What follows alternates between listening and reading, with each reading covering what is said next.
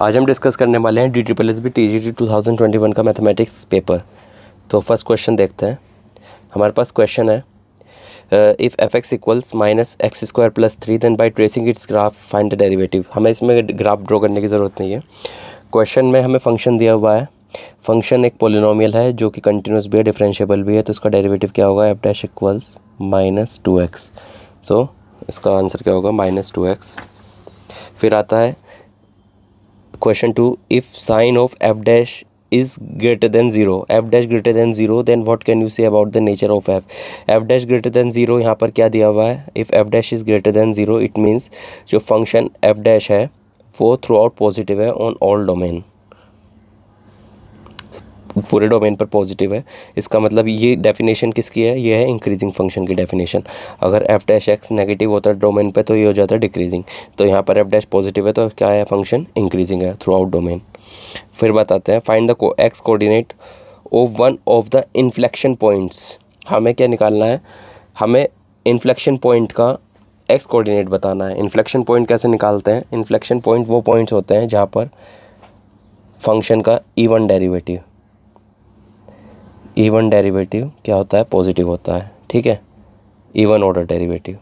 ठीक है, तो हम यहाँ पर इवन ऑर्डर डेरिवेटिव निकालेंगे इसका। f'(x) फर्स्ट ऑर्डर डेरिवेटिव क्या होगा? 3x² + 2x। ओके, और डबल डेरिवेटिव क्या होगा? 6x + 2। पॉइंट ऑफ इन्फ्लेक्शन निकालने के लिए इवन ऑर्डर डेरिवेटिव क्या होना चाहिए? 0 होना चाहिए। तो यहाँ पर हम इसे 0 कंसिडर कर लेंगे। तो इससे क्या जाएगा? x equals -2/6 equals -1/3। सो x कोऑर्डिनेट क्या आया इन्फ्लेक्शन पॉइंट का? -1/3। अब आते हैं विच of the following is not Euclidean domain. तो सबसे पहले हम इसे थोड़ा सा इसमें टाइम लेंगे समझने के लिए। हमें बताना है कि यूक्लिडियन डोमेन कौन सा नहीं है इनमें से। ठीक है, तो देखते हैं पहले यूक्लिडियन डोमेन होता क्या है। सबसे पहले हम यूक्लिडियन डोमेन की डेफिनेशन देखते हैं। यूक्लिडियन डोमेन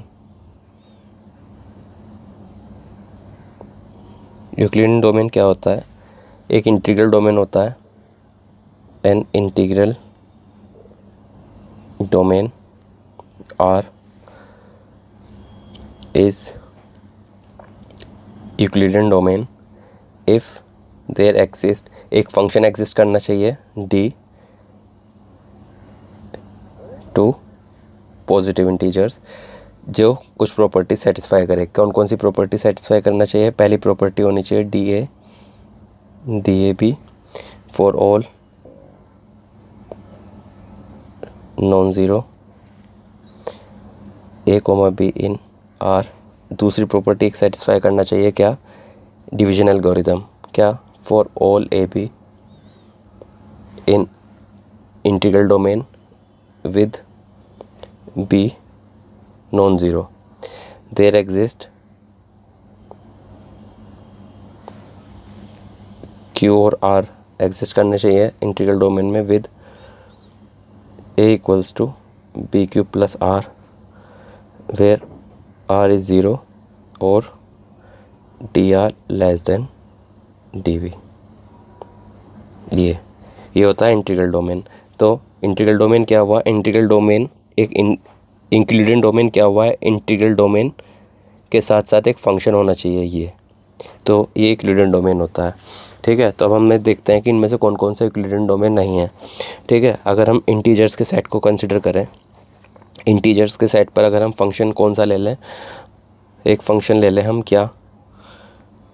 एक फंक्शन कंसिडर कर लेते हैं डी फ्रॉम सेट पॉजिटिव। क्या फंक्शन लेते हैं हम? फंक्शन ले लेते हैं ये dn equals to mod n। ठीक है, तो क्या ये प्रॉपर्टी सेटिस्फाई करते हैं ये वाली फर्स्ट और सेकंड? तो फर्स्ट प्रॉपर्टी देखते हैं क्या है। अगर हम कोई भी नॉन ज़ीरो लेते हैं a, ये प्रॉपर्टी सेटिस्फाई करती है ना विद b ग्रेटर देन और इक्वल टू 0। ठीक है, for non zero integer b। ठीक है, तो फर्स्ट प्रॉपर्टी सेटिस्फाई हो गई। दूसरी प्रॉपर्टी क्या होती है? अब हम जानते हैं कि जो इंटीजर होते हैं, इंटीजर्स के अंदर यूक्लिडियन डिवीजन एल्गोरिदम फॉलो होता है, मतलब सेकंड प्रॉपर्टी ऑटोमेटिकली फॉलो करेगी। इसका मतलब क्या है? z जो है इंटीजर सेट ऑफ इंटीजर्स क्या है विद मॉड फंक्शन क्या है, एक यूक्लिडियन डोमेन है, ठीक है। Every field with norm n equals to 1, ठीक है, ये भी यूक्लिडियन डोमेन होगा। कैसे, अब यहाँ पे भी इसकी प्रॉपर्टी सेटिस्फाई कर लेते हैं। पहली प्रॉपर्टी क्या है, नॉर्म a इक्वल्स टू 1 है ना, ये जो है n है, n फंक्शन है यहाँ पर, क्या है ये है ना, ये फंक्शन देख लेते हैं। पहली प्रॉपर्टी देख लेते हैं, 1 लेस देन इक्वल टू 1, ये ट्रू हो गया, ठीक है। दूसरी प्रॉपर्टी देख लेते हैं, 4 a, b नॉन ज़ीरो, एक take q equals to A B inverse, ठीक है। तो यहाँ पर r क्या है, 0 हो गया। सो f क्या है, एक यूक्लिडियन डोमेन है विद नेचुरल वैल्यूड फंक्शन, ठीक है। तो ये भी यूक्लिडियन डोमेन हो गया। अब आ जाते हैं zi पे। zi भी क्या है, zi ये इसे बोलते हैं Gaussian ring of integers, Gaussian ring of integers, ठीक है। अब हम इसे देख लेते हैं, क्या ये यूक्लिडियन डोमेन है। d क्या फंक्शन है, d हम फंक्शन ले लेते हैं, ये फंक्शन क्या लिया हुआ है यहाँ पर, D A plus I B equals to N A plus I B, ये है A square plus B square, ये नेचुरल नंबर्स है, ठीक है। तो पहली प्रॉपर्टी देखते हैं, D X D X Y, clear. 4 non zero X Y, ये प्रॉपर्टी सेटिस्फाई करती है। कैसे, अगर हम इसे लेते हैं N A plus I B को, तो अगर मैं x को ले लूँ, क्या x को ले लो x1 प्लस आई x2, और y को ले लूँ मैं y1 प्लस आई y2, तो क्या होगा, x1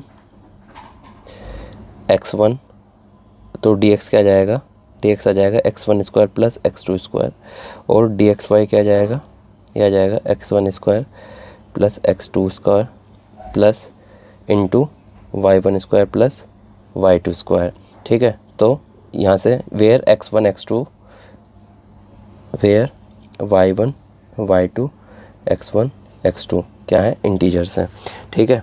तो dx जो होगा वो लेस देन dxy होगा, तो फर्स्ट प्रॉपर्टी सेटिस्फाई कर गई, ठीक है। अब सेकंड प्रॉपर्टी क्या कहती है, सेकंड प्रॉपर्टी में हमें बताना है कि क्या ये यूक्लिडियन डिवीजन एल्गोरिदम फॉलो करता है, तो ये यूक्लिडियन डिवीजन एल्गोरिदम भी फॉलो करता है, ये भी देख लेते हैं।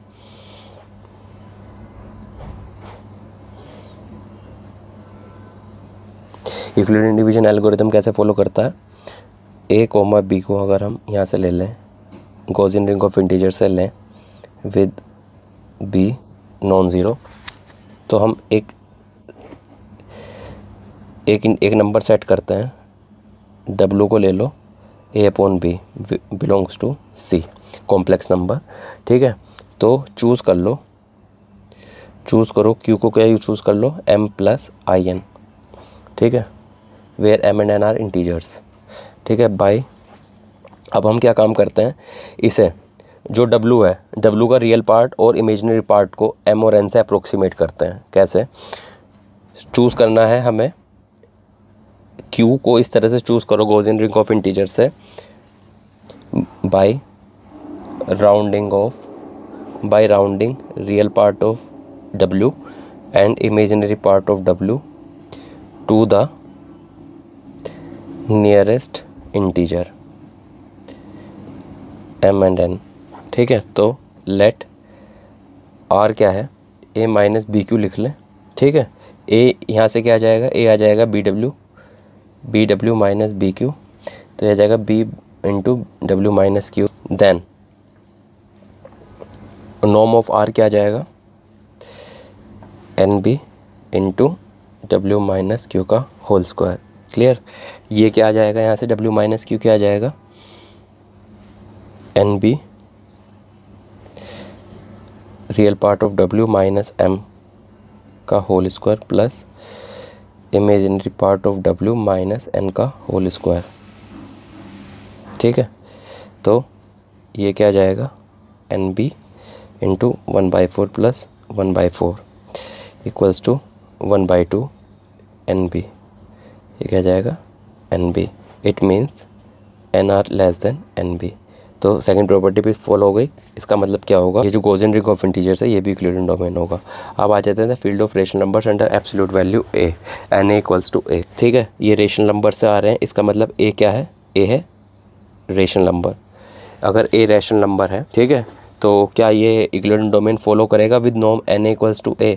तो ये फॉलो नहीं करेगा। यहाँ पर जो है सेकंड प्रॉपर्टी डिसरप्ट हो जाएगी। कैसे? अगर मैं ए को ले लूँ 2, बी को ले लें 1/3, ठीक है, तो डी ए क्या आ जाएगा, डी आ जाएगा 2 इक्वल्स टू 2, और डी ए बी क्या आ जाएगा, डी ए बी आ जाएगा 2/3। ठीक है, 2/3, 2/3। अब हमारे पास क्या होना चाहिए, D A less than D A B, but 2 less than 2/3। क्या ये बात सही है? नहीं, ये गलत है। इट मीन्स ये वाली जो सेकंड प्रॉपर्टी है यूक्लिडियन डिवीजन एल्गोरिथम वाली, फील्ड ऑफ रेशनल नंबर्स में with norm A equals to mod A follow नहीं होती। इट मीन्स ये जो है फोर्थ ऑप्शन करेक्ट इनकरेक्ट हो जाएगा। इट मीन्स इनमें से यूक्लिडियन डोमेन कौन सा नहीं है, ऑप्शन फोर्थ यूक्लिडियन डोमेन नहीं है। अब आते हैं the curve given by X square plus Y is symmetrical around. तो ये क्या है, ये एक पैराबोला है y equals to minus X square. तो ये क्या है, ये एक डाउनवर्ड पैराबोला है। ठीक है, डाउनवर्ड पैराबोला है y dash x dash x। ठीक है, वो डाउनवर्ड पैराबोला है। ये सिमेट्रिकल किसके अबाउट है, ये सिमेट्रिकल है किसके अबाउट, y एक्सिस के। The surface area of the sphere, ये एक स्फेयर दिया हुआ है, तो हमें बताना है इसका सरफेस एरिया क्या है। ठीक है, तो हमारे पास स्फेयर की डेफिनेशन क्या होती है, स्फेयर की इक्वेशन क्या होती है, ये देखो x माइनस एक्स नोट का whole square plus y minus Y naught का whole square plus z minus Z naught का whole square equals to R square. ये इक्वेशन है स्फेयर की with centre at, equation of sphere with centre x naught y naught z naught and radius r। ठीक है, तो अगर हम इससे कंपैरिजन करें तो ये जो है, ये जो इक्वेशन दी हुई है ये क्या है हमारे पास, ये इक्वेशन है स्फेयर की इक्वेशन है with centre at origin and radius 4, 16 को हम 4 स्क्वायर लिख सकते हैं। ठीक है, तो हमें बताना है स्फेयर का सरफेस एरिया क्या होगा। तो सरफेस एरिया का फॉर्मूला क्या होता है, स्फेयर का 4 पाई आर स्क्वायर। ठीक है, आर क्या है यहाँ पर 4 पाई 4 स्क्वायर, ये आ जाएगा 16 4 ज़ा 64 पाई स्क्वायर यूनिट्स। ठीक है, तो आंसर फोर्थ इसका ट्रू हो जाएगा। अब आ जाते हैं नेक्स्ट क्वेश्चन देखते हैं। Find the volume of the curve y equals to X square on the X axis in the interval around X axis. ठीक है, तो ये क्या है, ये एक पैराबोला दी हुई है, एक पैराबोला दी हुई है, ये पैराबोला है y equals to X square. ठीक है, 0 1, ये इस तरीके से यहाँ से काट देते हैं इसे हम, ये 1 है। ठीक है, और फिर इसे रिवॉल्व करते हैं एक्स एक्सिस के अराउंड, इसे रिवॉल्व करते हैं। तो हमें बताना है कि इसका वॉल्यूम क्या होगा। ठीक है, तो इसका वॉशर मेथड होता है, फॉर्मूला इसका वॉशर मेथड होता है जिससे हम रिवॉल्यूशन का वॉल्यूम निकालते हैं। तो अगर कोई भी कर्व, इसका फॉर्मूला नोट कर लेना, इसका फॉर्मूला ये होता है, जब भी कोई कर्व लिखो इसे लिख लेना, नोट कर लेना इन्हें। फॉर्मूला है when a curve y equals to F X is revolved around the x-axis, then volume is v equals to pi a to b fx का होल स्क्वायर dx। दूसरा है when, और जब अबाउट y एक्सिस होगा, तो अगर y about y axis revolve करेगा तो क्या होगा, x equals to G Y इसका फॉर्मूला होगा। तो इसका जो वॉल्यूम होगा वो होगा pi a to b dy का होल स्क्वायर dy। यहाँ पर रिवॉल्यूशन किसके अराउंड हो रहा है, एक्स एक्सिस के अराउंड हो रहा है, ठीक है। तो वॉल्यूम क्या होगा, वॉल्यूम हो जाएगा पाई कहाँ से लेके कहाँ तक, 0 से 1, 0 से 1। एफ एक्स क्या है, एफ एक्स माने Y X equals to X square, ठीक है। तो ये आ जाएगा वाई एक्स का whole square D X pi 0 to 1 X square का whole square D X pi 0 to 1 X की power 4 D X pi X की पावर 5/5 0 to 1 5/5। तो इसका आंसर आ जाएगा 5/5।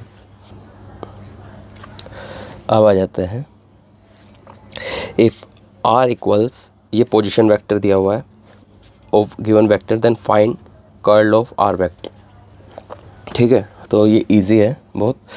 इसके हम दो तरीके से लिख सकते हैं, इसे हम दो तरीके से कर सकते हैं। या तो हम डायरेक्ट फॉर्मूला से कंप्यूट कर लें, क्या हमें कर्ल निकालना है। कर्ल निकालने के लिए फॉर्मूला होता है I J K del upon del X del upon del Y del upon del Z X Y Z, ठीक है। I cap del upon del X Y minus del upon del Y X minus J cap del upon del X Z minus del upon del Z X plus K cap del over del X Z minus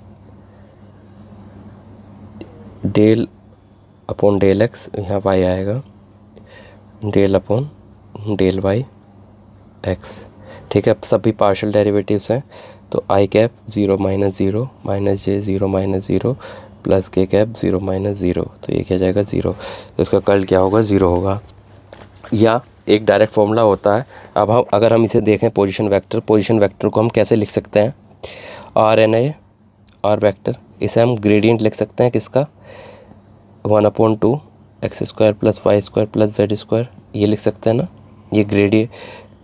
तो इसे हम लिख सकते हैं phi r vector, where phi is 1/2 x square plus Y square plus Z square, ठीक है। तो phi क्या है, यहाँ पर एक स्केलर पोटेंशियल फंक्शन है, स्केलर पोटेंशियल फंक्शन, ठीक है। फाई हम स्केलर पोटेंशियल फंक्शन ले लेते हैं। और हम एक फॉर्मूला ये होता है, अगर हम कर्ल ऑफ ग्रेडियंट लेते हैं, कर्ल ऑफ ग्रेडियंट लेते हैं अगर हम, तो वो 0 होता है हमेशा, ठीक है। ये फॉर्मूला होता है। अगर किसी भी हम ग्रेडियंट का कर्ल लेंगे ना, तो उसका जो आंसर होता है वो 0 होता है। ये एक स्टैंडर्ड फॉर्मूला है। ये ऐसे लिखो, curl of gradient phi equals to 0, इसे नोट कर लेना।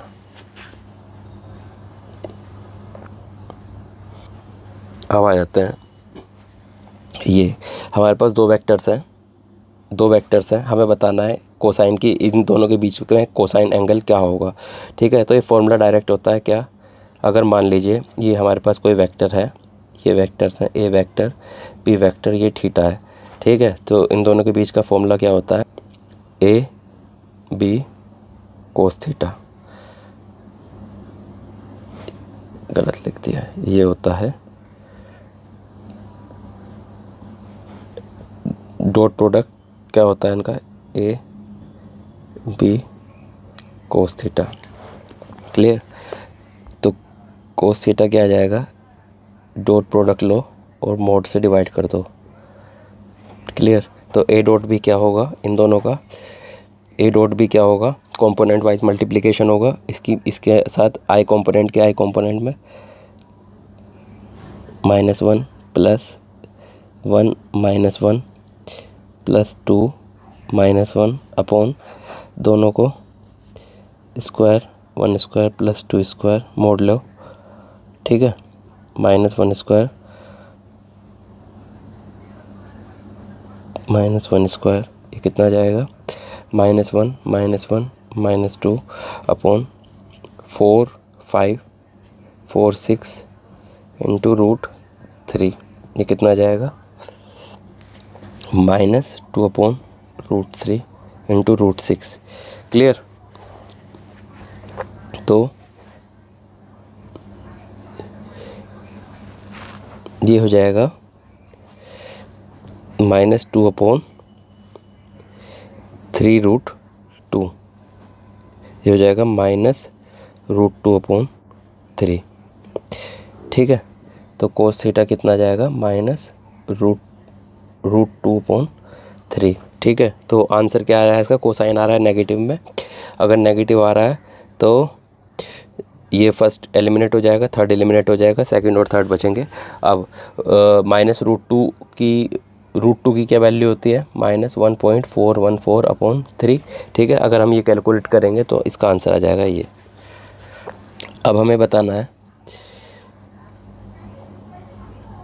फाइंड ग्रेडियंट निकालना है इस फंक्शन का, किस पॉइंट पर, 0, 1, -1 पर। ठीक है, तो ग्रेडियंट निकालने के लिए क्या करते हैं, ग्रेडियंट ऑफ एफ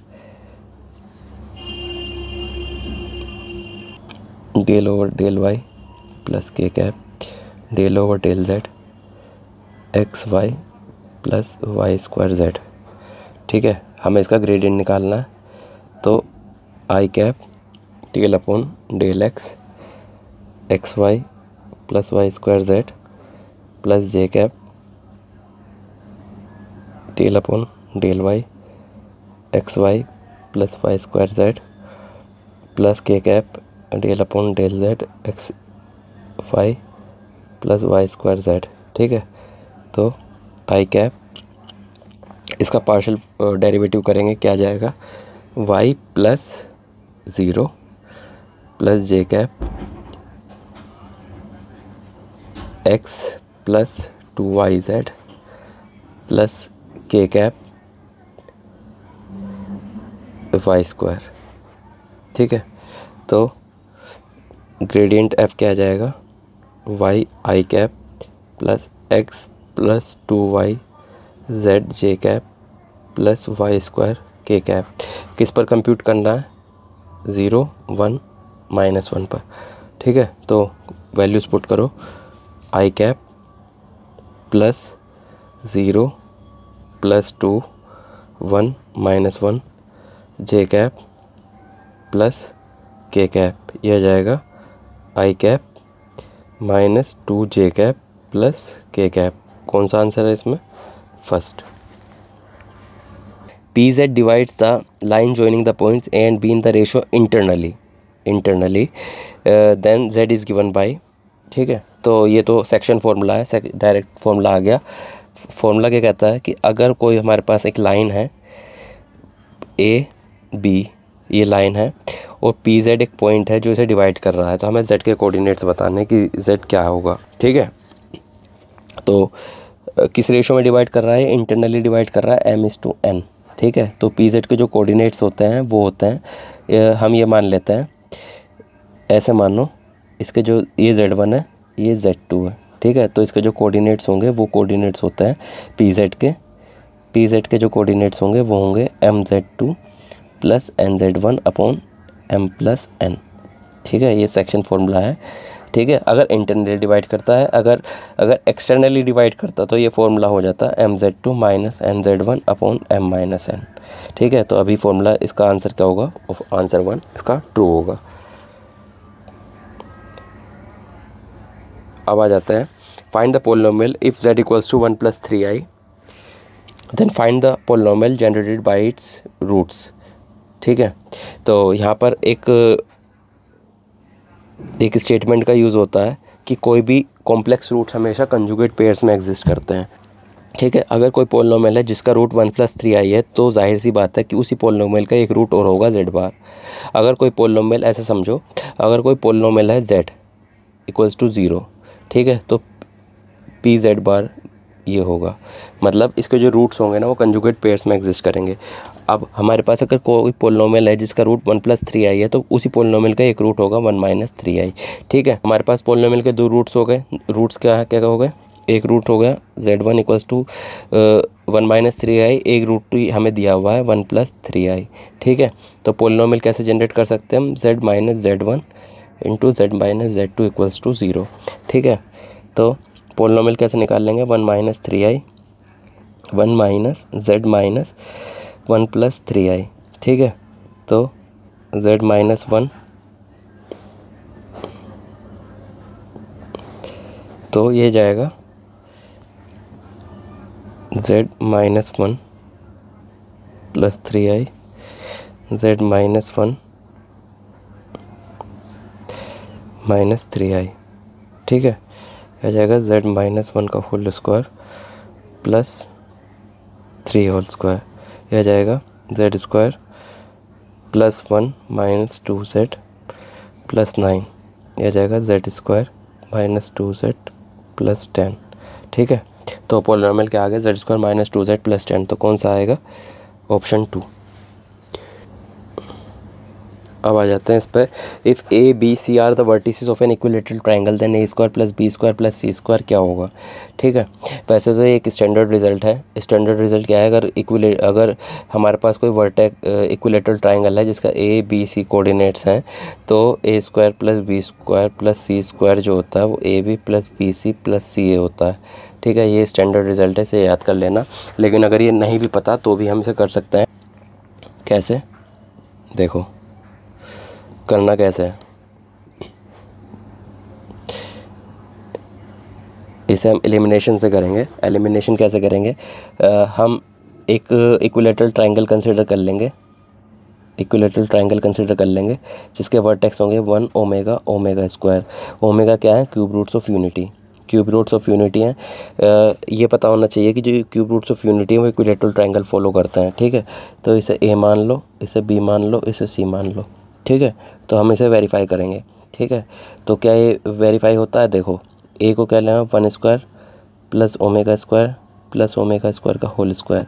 ये क्या होता है, 1 plus omega square plus omega की पावर 4, ठीक है। 1 plus omega square, omega cube क्या होता है, 1 होता है, ठीक है। तो ओमेगा की पावर 4 क्या आ जाएगा, ओमेगा, इसकी वैल्यू होती है 0, ठीक है। अब यहाँ पर ये देखो कि इनमें से कौन कौन सा 0 आ जाएगा, ठीक है। तो सबसे पहले हम इसे वेरीफाई करते हैं। ए क्या है, 1 into omega omega into omega square plus omega square into 1। ये क्या आ जाएगा, omega cube plus omega square. ये आ जाएगा, क्या बनेगा, ओमेगा क्यूब क्या होगा, 1 प्लस ओमेगा स्क्वायर, ये हो गया 0, ठीक है। तो ये वेरीफाई हो गया ये। अब ये वाला देखो क्या हो जाएगा, omega plus 1 minus omega square. ये क्या हो जाएगा, 1 प्लस ओमेगा, ये प्रॉपर्टी होती है ना 0, ठीक है। तो 1 प्लस ओमेगा क्या आ जाएगा, माइनस 2 ओमेगा स्क्वायर, ठीक है। तो ये नॉन ज़ीरो हो गया, तो ये वेरीफाई नहीं हुआ, ये गलत हो गया। इसी तरह से ये भी गलत हो जाएगा, ये भी गलत हो जाएगा, वेरीफाई कर लेना, ठीक है। तो करेक्ट ऑप्शन क्या बचेगा, फर्स्ट वन। ये find the value of cos five plus I sine five, ये डी मोवियर थ्योरम का डायरेक्ट स्टेटमेंट आ गया। इसे भी याद कर लेना, क्या होता है अगर ये होता है cos five plus I sine five, आप इसकी कुछ भी पावर कर लो, m n कुछ भी, यहाँ पर ना आप कुछ भी वैल्यू रख लो, से m रख लो। m यहाँ पर कुछ भी हो सकता है, कोई भी रियल नंबर है, कोई भी रेशनल नंबर है, कुछ भी हो सकता है, ठीक है। तो ये प्रॉपर्टी क्या होती है, cos m5 plus I sign m5, ये रिज़ल्ट होता है। कहने का मतलब जो पावर्स होती है ना वो आर्ग्यूमेंट के मल्टीपल में चली जाती है, ठीक है। तो यहाँ पर अगर हम m को 4/5 मान लें तो यहाँ पर फॉर्मूला क्या बन जाएगा, ये cos 4/5 प्लस आई साइन 4/5, ठीक है। तो यहाँ पर कौन सा ट्रू है इसमें, ये वाला ऑप्शन 3 इसका करेक्ट हो जाएगा। ये देखो, if R is an relation which connects two elements x and y such that x is related to y such that x is an even integer then which of the following properties of an equivalence relation is satisfied here. तो यहाँ पर हमें बताना है कि कौन कौन सी properties satisfy हो रही हैं। इनफैक्ट ये सभी प्रॉपर्टीज सेटिस्फाई हो रही हैं, आर सिमेट्रिक भी है, ट्रांजिटिव भी है, रिफ्लेक्सिव भी है और आर इक्विवेलेंस भी है। लेकिन जो तीनों प्रॉपर्टी सेटिस्फाई होती हैं तो क्या होता है, आर इक्विवेलेंस रिलेशन हो जाता है। तो आंसर इसका 4 हो जाएगा। अब हम यहाँ पर देखते हैं कि ये सिमेट्रिक क्यों है, ट्रांजिटिव क्यों है, रिफ्लेक्सिव क्यों है, ठीक है। अब फर्स्ट प्रॉपर्टी देखो, रिफ्लेक्सिविटी कैसे चेक करेंगे हम। मान लीजिए x रिलेटेड टू x है, x रिलेटेड टू x कैसे है, x माइनस एक्स क्या होता है, 0 होता है। 0 क्या होता है, एक इवन इंटीजर होता है ना,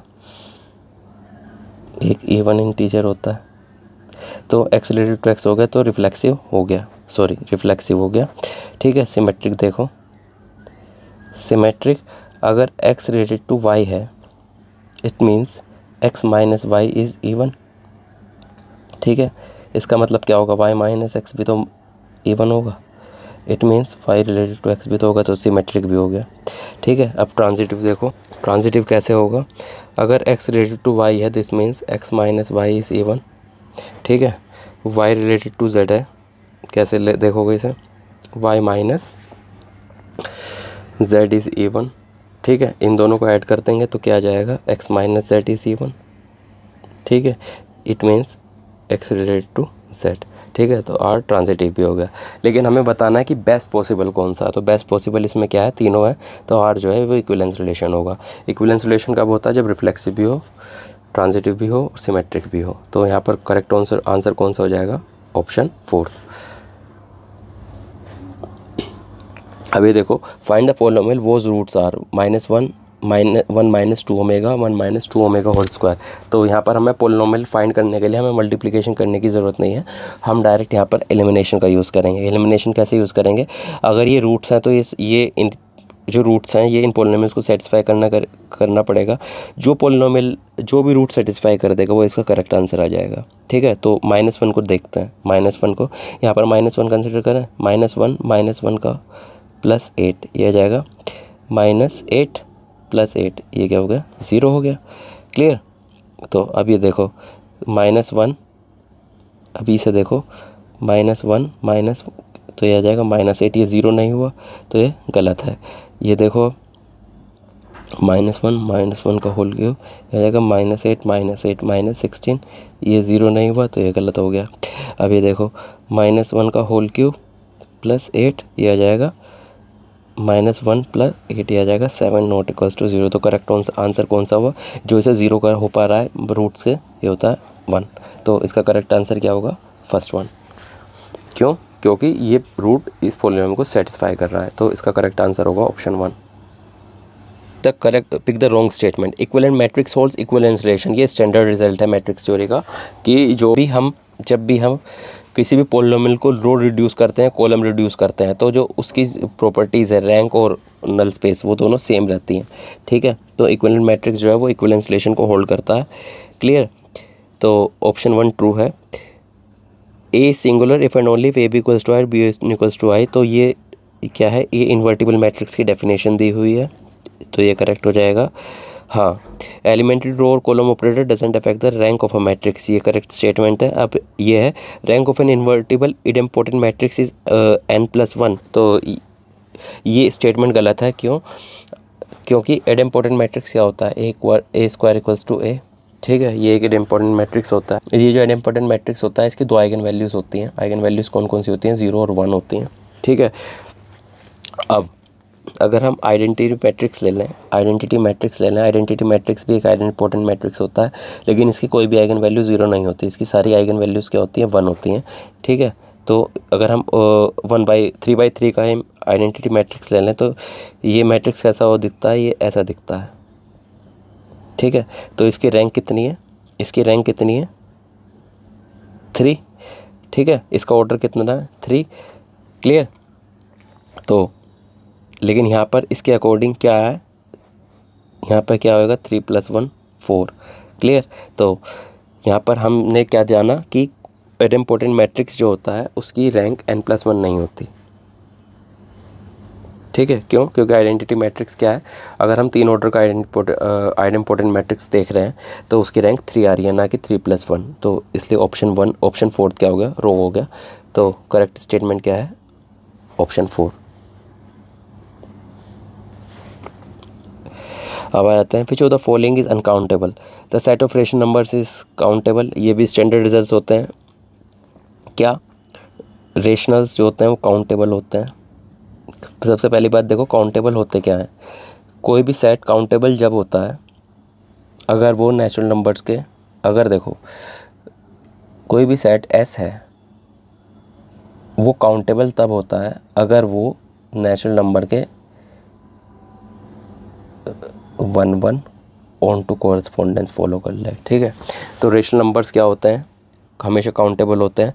यूनिट इंटरवल में क्या होते हैं, यूनिट इंटरवल में रेशनल प्लस इरेशनल दोनों होते हैं, और इरेशनल्स क्या होते हैं, अनकाउंटेबल होते हैं। तो यूनिट इंटरवल जो है वो अनकाउंटेबल होता है। कोई भी every subset of countable set is countable, हमेशा काउंटेबल होता है। और जो इंटीजर्स होते हैं वो भी नेचुरल नंबर्स के 1 1 ऑन टू कोरस्पोंडेंस बना लेते हैं, इसका मतलब इंटीजर्स भी काउंटेबल होंगे। तो only set which is uncountable is the unit interval close interval 0 1। So correct answer क्या है इसका, ऑप्शन 2। अब ये हमारे पास एक स्टेट क्वेश्चन है। क्वेश्चन में बोला है between any two distinct real numbers there lies at least one rational number and hence there lies many rational numbers. ये जो स्टेटमेंट है डेंसिटी थ्योरम है, इसे कहते हैं हम डेंसिटी थ्योरम, ठीक है। तो इसका आंसर है डेंसिटी थ्योरम। अब आर्किमिडियन प्रॉपर्टी क्या होती है, आर्किमिडियन प्रॉपर्टी का स्टेटमेंट देख लो। ये कहती है कि किसी भी रियल नंबर एक्स के लिए एक नेचुरल नंबर ऐसा एग्जिस्ट करेगा जो उस रियल नंबर से बड़ा होगा। ऐसे देखो इसे, for every real number positive there exists a natural number such that n positive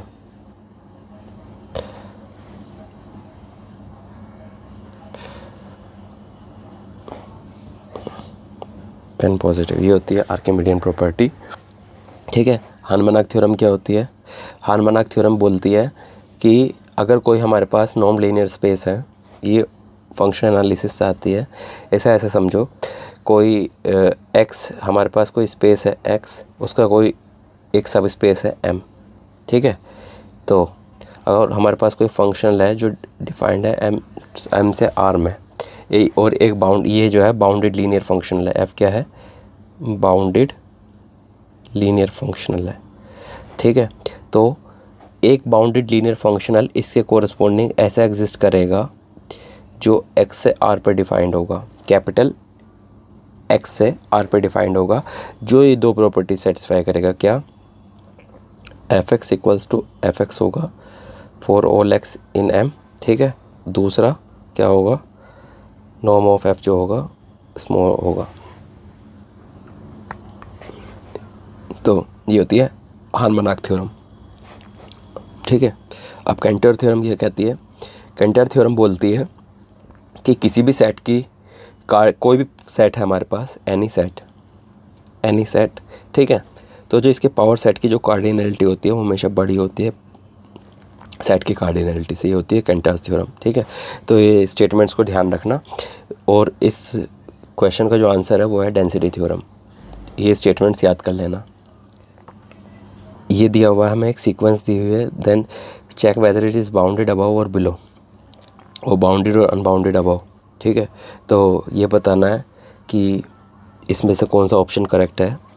अब ये देखो ये कैसी सीक्वेंस है, ये सीक्वेंस है 2 स्क्वायर 2 की पावर 3। तो ये कैसी है, एक इंक्रीजिंग सीक्वेंस है, ठीक है, इंक्रीजिंग सीक्वेंस है, और सबसे छोटा एलिमेंट इसका क्या है, 2। क्लियर। अगर मैं इस सीक्वेंस को ऐसे मान लूँ एक्सएन, ठीक है। तो ये जो एक्सएन है ये हमेशा एक्सएन क्या होगी, वो ग्रेटर देन इक्वल टू 2 होगी, ठीक है। तो इसका सबसे छोटा एलिमेंट क्या होगा, 2, ठीक है। और एक्सएन से बड़ा कोई है, एक्सएन क्या है, एक अनबाउंडेड सीक्वेंस है। यहाँ पे देखो, क्योंकि जैसे जैसे इसकी पावर्स बढ़ रही हैं वैसे वैसे उसके एलिमेंट्स का मैग्नीट्यूड बढ़ रहा है। तो ये जो सीक्वेंस है एफ, ये बाउंडेड बिलो है 2 से और अनबाउंडेड अबव है, ठीक है। तो इसका जो करेक्ट आंसर है, मोस्ट सूटेबल ऑप्शन क्या होगा, इसका ऑप्शन 1 होगा, ठीक है। हालांकि ऑप्शन 2 भी है, बट जो बेस्ट सूटेबल है वो है ऑप्शन 1। हमारे पास ये सीक्वेंस दी हुई है, ये एक सीरीज़ दी हुई है, हमें बताना है कि इस सीरीज़ का नेचर कैसा है। अगर हम इसे ध्यान से देखें, कोई भी सीरीज़ होती है ना, कोई भी प्रोग्रेशन होती है, तो इसका जो जनरल टर्म है, इसका जनरल टर्म किस फॉर्म का है, यहाँ देखो इसका जनरल टर्म किस फॉर्म का है, Tn equals to a plus n minus 1d r की पावर n माइनस 1, ठीक है। क्लियर। अब यहाँ पर देखो ये टर्म कैसा है, ये टर्म AP का है अर्थमेटिक प्रोग्रेशन का, ये टर्म किसका है, GP का है। ठीक है, अगर हम इससे कंपैरिजन करें, इस टर्म से ये टर्म्स कंपेयर करें तो क्या आपको देखने को मिलेगा कि ये जो 1 2 3 यहाँ पर 4 आएगा तो ये टर्म किसके हैं, AP के। ठीक है, और ये वाला 5 स्क्वायर 5 क्यूब ये किसके हैं, टर्म GP के। ठीक है, तो जो इस टाइप की जो सीरीज़ होती है जिसमें एक टर्म AP का होता है, एक टर्म GP का होता है, उसे कहते हैं अर्थमेटिक को ज्योमेट्रिक प्रोग्रेशन। तो इसका करेक्ट आंसर क्या है, ऑप्शन 4। अब ये देखो, ये है द सीरीज़ गिवन बाय, तो हमें बताना है कि कन्वर्जेंट है डाइवर्जेंट है। अब अगर हम इसे ध्यान से देखें तो ये तो एक GP है, इनफाइनाइट GP है, जिसका फर्स्ट टर्म है A1 है और रेशो कॉमन रेशो है इसका 1/5। तो इसका जो सम होगा, सम क्या होगा, A/1 - R 1/1 - 5। ठीक है, तो आ जाएगा 5/5 - 1 5/4। ठीक है, तो इसका आंसर क्या आ जाएगा, 5/4। कोई भी सीरीज़ होती है जिसका टर्म एक रियल नंबर होता है, कोई एक फिक्स नंबर होता है, उस वो सीरीज़ कैसी होती है, कन्वर्जेंट होती है। ठीक है, तो ये कन्वर्जेंट सीरीज़ है। अब ये देखो, अब हमें बताना है कि ये जो सीरीज़ है ये कैसी है। ठीक है, तो ये जो सीरीज़ है इसे हम ऐसे लिख सकते हैं कॉम्पैक्ट फॉर्म में। कॉम्पैक्ट फॉर्म में हम इसे ऐसे लिख सकते हैं AN, वेयर AN को हम ऐसे लिख सकते हैं N/n+1 n+2 n from 1 to infinity। ये सीरीज़ ऐसे लिखी जा सकती है। तो हमें इसे कन्वर्जेंस और डाइवर्जेंस बतानी है इसकी।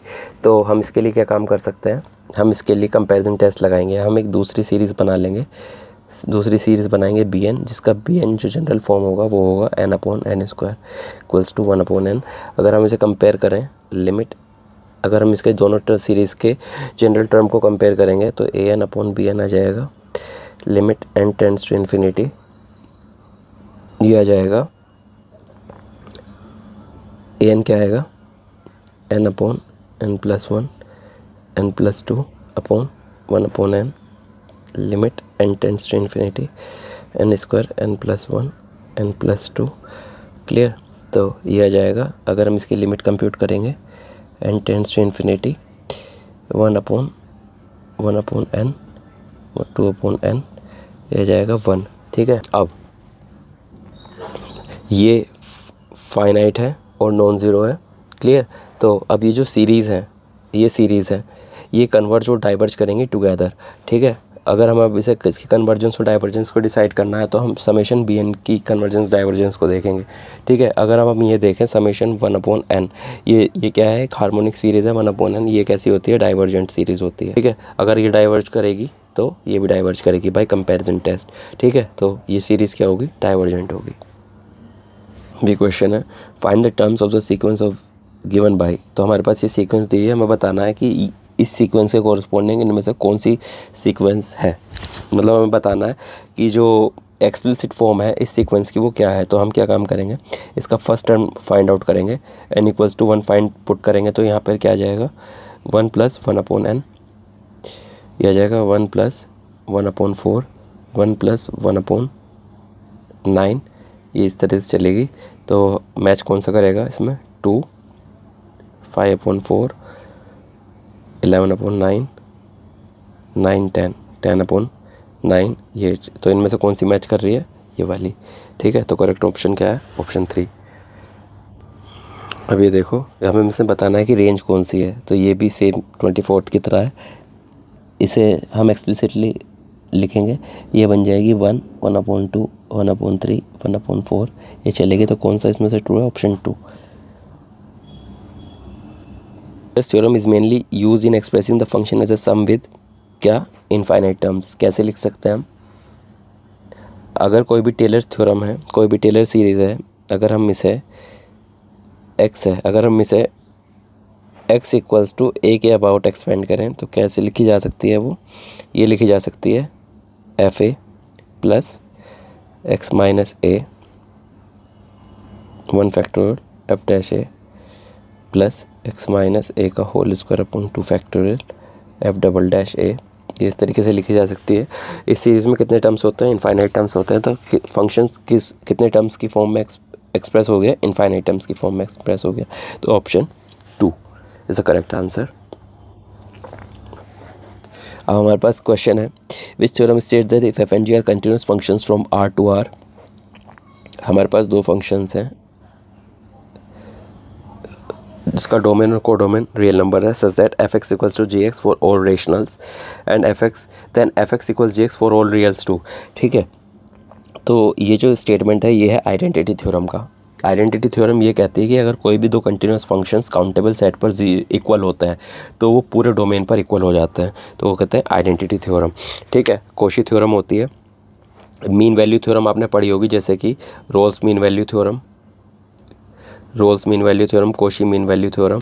ठीक है, तो मीन वैल्यू थ्योरम। अब कोशी थ्योरम भी बहुत सारी होती हैं, जैसे कि ग्रुप थ्योरी में है, कॉम्प्लेक्स एनालिसिस में। कोशी थ्योरम मैं बता देता हूँ। ग्रुप थ्योरी वाली क्या कहती है कि कोई भी फाइनाइट ग्रुप है, every finite group has a sub group of order equal to any prime divisor of its size. ठीक है, ये हो गई ग्रुप थ्योरी में। एक हो जाती है कॉम्प्लेक्स एनालिसिस में। कॉम्प्लेक्स एनालिसिस वाली कहती है if F Z is holomorphic कह लो, एनालिटिक कह लो, in a simply connected domain D, then any closed rectifiable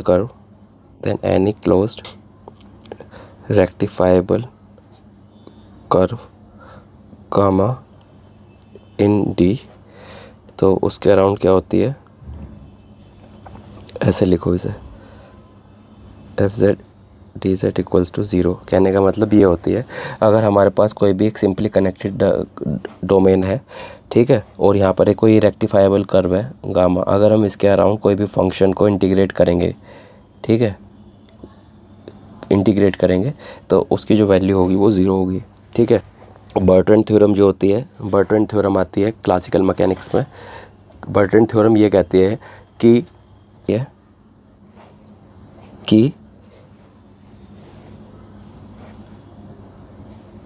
in a central force field the only central potentials VR for which all bounded orbits are closed are, ठीक है, central force field में केवल दो potentials जो bounded orbits रखते हैं, bounded orbit होता है और वो क्लोज्ड होता है। वो कौन कौन से होता है, इन्वर्स स्क्वायर लॉ और पहला होता है हर इन्वर्स स्क्वायर लॉ। ठीक है, जिसे हम ऐसे भी लिख सकते हैं -k/r where k is positive. ठीक है, दूसरा हो जाता है हार्मोनिक ऑसिलेटर पोटेंशियल,